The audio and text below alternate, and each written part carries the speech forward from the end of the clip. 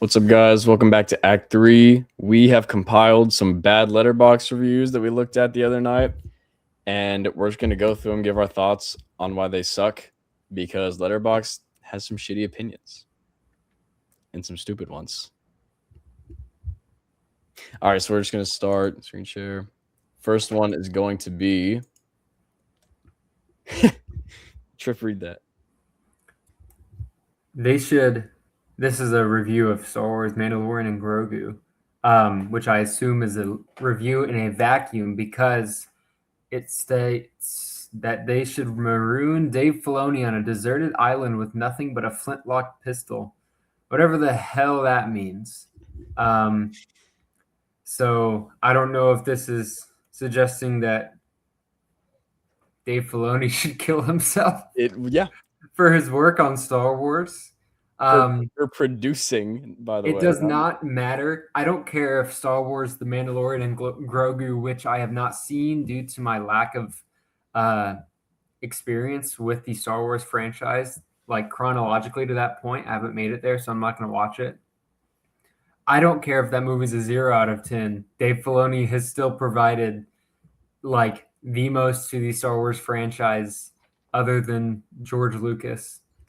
So like I don't that is all of his work in all of the animated Star Wars, like he genuinely carried that franchise throughout the post prequels era stuff. He's the only reason that Star Wars is even like has quality past the prequels in that age of garbage. Well, not totally garbage, but pretty bad Disney sequels. Yeah, and he was also carrying that era too, because even though during the sequels he wasn't involved because he was doing Rebels, which is peak, by the way. Whenever they started doing Disney Plus, he was in charge of The Mandalorian, which seasons 1 and 2 of that were amazing. Obviously, like that saved Star Wars after Rise of Skywalker. If they didn't have that, Star Wars would be like nothing. They would have probably sold it to something already. Yeah, and Dave Filoni is amazing. And even if you don't like this movie, even if this movie was a 1.5, which it's not, by the way, like it's mid. You can check out our review. We don't like love it or anything. It's all right. But even if it was the worst movie ever, like you said, Dave Filoni has still provided so much that it's just insane to even think about that. Dave Filoni is one of the best creatives that Disney has, and it's amazing that he's in charge. And he produced this movie. He didn't even make it. Yeah, this is genuinely like seeing Supergirl and saying, yeah, someone needs to eradicate James Gunn from this universe because he produced a movie that isn't up to par with his other work. Yeah, and the main thing that the main thing that Dave Filoni was in charge of, because I was watching behind the scenes stuff, he was literally just in charge of like the puppet department. Like that's the main thing he did. Like he just had fun with Grogu and some of the props. and they just said they should remove Dave Filoni on a deserted island. I imagine it's because this person doesn't care about Star Wars and doesn't want to speak bad on Jon Favreau because, I mean, I don't know, chef or something. Like, I don't know, maybe they're a big Happy Hogan fan, but I just don't know enough Star Wars ball. And Dave Filoni, these old head original trilogy like sympathizers that believe nothing can be good other than the original trilogy. Yeah. Plus, it's just honestly like a really hateful review, and I feel like that's honestly something you almost shouldn't crazy about. Like it's unless it's like you're talking about someone who is genuinely like destroying the world to a point, like that's honestly something I feel like you shouldn't say. It's kind of crazy. And speaking of, we have removed the names from each of these because we don't want y'all going and spamming hate. Yeah, because it's movie. No flocking of our fan base. Exactly, because at the end of the day, it's Letterboxd reviews. It's not that deep, and some people make it that deep. So it's okay, even if it is that deep. We don't want it to be that deep. True. All right, next. Oh gosh, this one's bad. Okay, 4.5 stars. So there's nothing wrong with liking Project Hail Mary. It's a good movie, but that second sentence right there, you probably have already read it. Kind of like Interstellar if it had an emotional core. 7 likes. Yeah. There's 7 people. That's like 50K on Letterboxd. Sure, you have to scale it. That is a hit Letterboxd review. Interstellar genuinely has one of the best emotional cores of any movie I've ever seen. That movie, it's not even a space movie. It is about the relationship between him and his daughter Yeah, and love. And yeah. I don't really know what was going on here. it's This is a cognitive truly failure. disastrous review. Project Hail Mary, I thought, was very overrated. This year has had so many movies that have come out um, that people cannot take a middle ground on. Supergirl is one of the only movies I've seen people actually agree that it's mid instead of people disagreeing, thinking it's great or thinking it's horrible. Most people think it's either mid or people think it's horrible. But Project Hail Mary is one of those movies that came out where everyone went on the side of this is an amazing, one of the best ever movies. I think it's pretty overrated. But and it's only overrated by like a half star in my opinion. But Very overrated. I mean, it's still how much it's talked about. It's talked about up there with Interstellar. And the thing is, Interstellar is not just like a 5-star movie. It's one of the best movies ever made. There's a And large it's gap. and it's not like that's not a hot take. Like it's a lot of people's top 5 movies of all time. Um, and this is just an example of that kind of seeing a movie that like tries to contend with Interstellar. So since you think that Interstellar is overrated, you want to find like a reason to push it down. But like this is just absolutely disastrous. This And is horrible take. and even if you don't think that Interstellar has a strong or has an emotional core, like I mean, just comparatively, Project Hail Mary, even though it does have an emotional core, it's not as good as Interstellar's. Yeah, Even if you take everything away from the movie except for the relationship between Cooper and his daughter, and then the relationship between Ryan Gosling and Rocky, there is a clear difference. Like that is one of the best developed relationships or like dynamics I've seen in film versus a pretty good one, like yeah. a fun one, more of like I a fun one. at first like I saw this and I wanted to give benefit of the doubt and be like maybe they're saying that it's kind of like Interstellar. Project Hail Mary is like Interstellar, but Project Hail Mary still needs to have an emotional core to be like Interstellar. That's not what's being talked about here. Given we looked into the rating comparison of Interstellar and Project Hail Mary on this person's account just for that context, so we know the context of like whether or not this is really a bad review. That's what that meant. It was saying that Interstellar doesn't have an emotional core and that this movie does. I actually think that Project Hail Mary's emotional core is not very strong. I did not feel much of a draw to the main 3 characters of this movie that are supposed to bring emotion. I thought that was one of its weaker spots. But so to see it be compared to Interstellar on that front and actually say that it's better than Interstellar in the way that Interstellar doesn't even have an emotional core, but this does, was especially ridiculous to me because I don't even think this movie has an incredible emotional core. I just think it's kind of like it's good. It's good because that's what the movie's centered around, but it's good. What does this account rate Interstellar? I think it was at a 4-star. I think that's why we knew that it was being compared in that way because obviously you're not going to say that you're not going to have this be the thing that you're not going to say this is Interstellar if it had an emotional core, but then have it lower because then that wouldn't make any sense because it's the only comparison. It's 4-star Interstellar plus.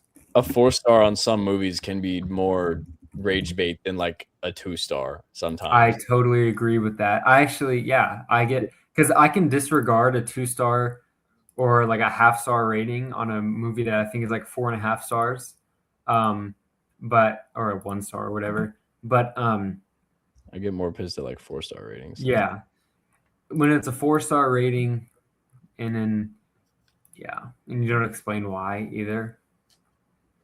It's so stupid. Yeah, check what you can find that account if you check what they rate Interstellar. But yeah, it's such an not and 7 likes too. By the way, like that the only 7 people on Earth with that opinion found this review and liked it. Yeah. I have to imagine. All right, moving on. We got In Bruges. This is a Christmas movie. No, it's not. No, it's not. It doesn't take place in Christmas, and it doesn't have Christmas themes. I don't know what you're getting at.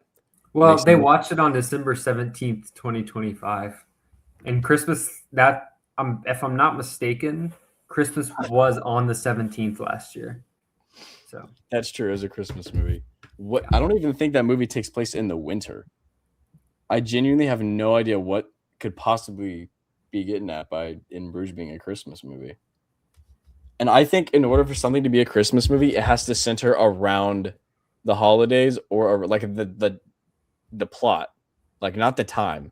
It can't just be a normal movie and then it snows outside and there's a Christmas tree and it's like, oh, it's Christmas. If the plot is not affected by the holiday or by, the season, mainly just the holiday or like Christmas Day, then it's not a Christmas movie.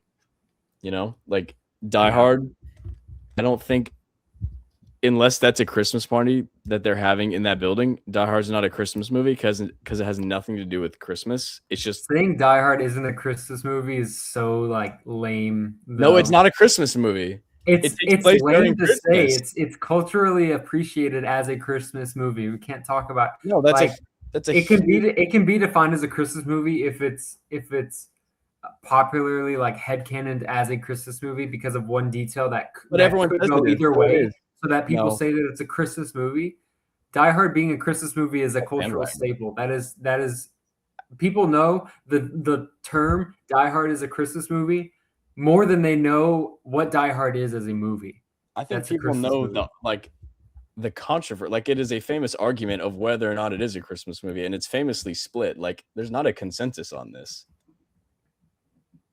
Like it is because it's famously a Christmas movie. It is famous for this person was probably joking about this. I don't have an opinion on this review because I haven't seen In Bruges, and they don't make a very clear take on this one. Well, yeah, I haven't seen In Bruges, so.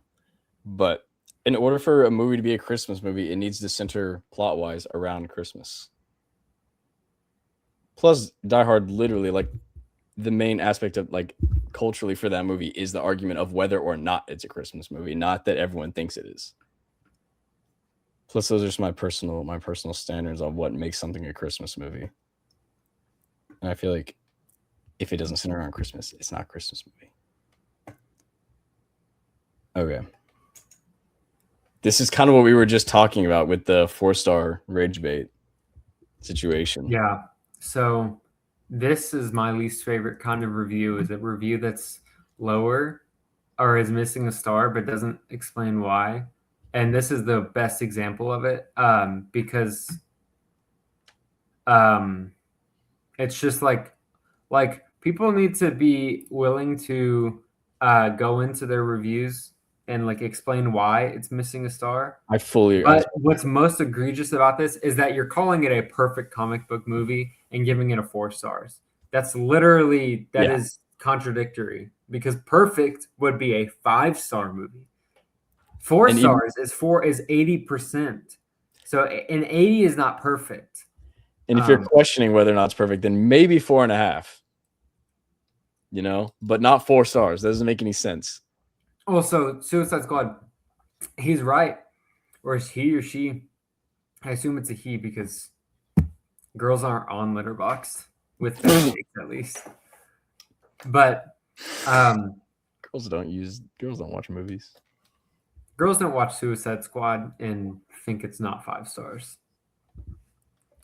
True. Otherwise, girls know ball. I'd have to give up on them. It is a perfect comic book movie. I have this movie as a 9.75, so I guess technically not like perfect. And I agree with what you were saying. That whenever someone gives it 4 stars and it's like a well-beloved movie, you almost have to explain why it's not 5. You have to put in there why it's not. And not only that, but they specifically said it might be perfect. So now you really need to explain why you don't think it's 5 stars. Yeah. And as much as this movie's got like a 3.9 or something like that, or a 3.7, but it's like in the Like it is widely regarded as one of the best of Gunn's career, or it's widely regarded as Gunn's best work by most of the takes that I've seen. But it's also known to be one of the best of this recent time period, especially with the whole MCU like collapse and everything. And there is probably, Yeah, to be honest, some emotional bias because this is both of ours like top 3 comic book movies. But still, yeah. that'll But it's also the reason that we give it that is the same reason why so many people agree with it. well, yeah, I know, but still, a 4 stars like it's a good rating, and we both really like this movie, so there's some bias there. All right, let's see. Do we want to do? Oh, a classic Cars 5-star. So this is this is a hack guy. This is not his review, but this is his take that I don't even know if he would say it's a perfect movie. I think if you give Cars 2 5 stars, even from the perspective that you ironically enjoy it, I think you're an idiot, or at least you're an idiot about Cars 2. I haven't seen this movie since like it came out, but it's stupid. This is like plot wise not doesn't make sense why this movie exists. I think this is a performative review. I don't think this account, there's no way that they actually believe that Cars 2 is 5 stars enjoyment wise or anything. I think they just want to. I think they want people to see this review and think they're funny for liking Cars 2. I have a hunch. There's real Cars 2 defenders out there. Not 5-star ones. There's no way. I've never. Yes, there. Yeah, for sure. Cars 2 is one of those movies that I see defended like that. But like I agree, but I think it's performative. I don't think there's any people who genuinely think that. I think they just want people to think it's funny that they think Cars 2 is that good. Because I'll get back to you on that. Huh? I'll do some research and I'll get back to you on that. I'll do a poll. Let us know in the comments if you know anyone who genuinely thinks Cars 2 is a 5 out of 5, 10 out of 10 movie. Because even Hack Guy, I'm looking at Alex Hack Guy's review, and even he, who like famously argues with Andrew about the movie all the time, he only has that 3.5. Like people don't. And bro, I've seen him die on that hill. That is a good movie. You're gonna die on a 3.5-star hill. You're gonna die on that one. That's like me dying on the hill that Dark Knight is a 4.5, not a 5-star movie. Even though I think I actually have on record said I'd die on that hill. But really? I think so. I honestly don't hate that opinion, by the way. As more of a Batman fan than a crime movie fan. Oh, the Batman is significantly better than... I mean, like Batman as a character. Oh, okay, yeah. Well, you still also agree that the Batman is a far better film than Dark Knight. Mm-hmm. I do. Yeah, people see 5 on Letterboxd. It's all people who just 5-star. This is the best movie I've ever seen. No, it's funny because it's a bad movie. I get it. Performative. What is the like, bro? I think this is like fun bad. Bro, I found a new term. It's like it's fun, so but it's bad. It's so bad it's good. So bad it's good. Someone gave it. Wow. I mean, they've got everything: car puns, car racism, car Elon Musk, car John Wick, car murder, sexy cars, the car mafia, Lightning fucking McQueen. Shut up. I think Cars is an overrated franchise, by the way. In general, Cars 1 is a 3.5. Cars 3 is peak though. Are you serious? No. Oh, I was gonna say I don't know. I've only like half watched that movie in the background of something, and we didn't even get into the only real movie taste litmus test. So not only that, but they're claiming that if you disagree, that you have bad movie takes, which is ironic because this in and of itself is a terrible movie take. All right, well, like for part 2. Just kidding. We're going to make a part 2. We'll be uploading that a few days after this one. So this is 5, and the next one will contain the other 5 reviews. Thank you for watching. Let us know if you agree or disagree, because it's movie takes. Y'all could be watching this and being really pissed off at us, honestly, because maybe you like these movies. Maybe you think could get us canceled. Y'all could cancel us for what? What do for I'm yeah, sure I'm trying to see. for platforming this. Yeah, for platforming this. We're gonna have to put this a sequel like a warning, like a strict content warning because of this one right here. That's true. This is a very hateful review for at somebody who Yeah, has not done that much. Bad. All right, yeah. thanks I for haven't watching. done this to anyone. Make sure to watch part 2 to go through the other 5. Act right. Act 3.